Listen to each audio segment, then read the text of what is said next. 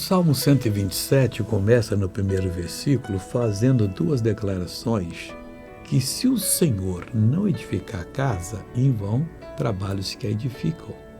Às vezes a pessoa é muito rigorosa.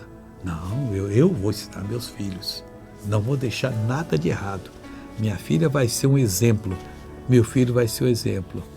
Mas se você não colocar Deus nisso, não deixar eles entenderem que a palavra de Deus é a fonte do poder que eles precisam para poder cumprir as regras da casa, depois não vão cumprir. Porque se o Senhor não guardar a cidade, em vão vigia o sentinela. O sentinela dorme, o sentinela pestaneja, quando vê, já aconteceu a entrada do bandido. E às vezes eles entram em lugares muito bem guardados. Coloca Deus na sua vida. Deixa Deus operar, que você vai ser uma bênção. Assim aconteceu com essa pessoa. Veja esse testemunho. Eu é dor no calcanhar, que eu sinto muita dor no pé. Agora parou. Glória a Deus.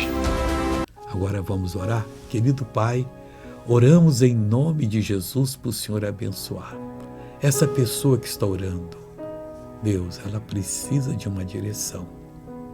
Através da palavra, ela vai aprender a te procurar, te fazer Senhor da vida dela e ser uma bênção. Em nome de Jesus, eu a abençoo. Amém. Bom dia.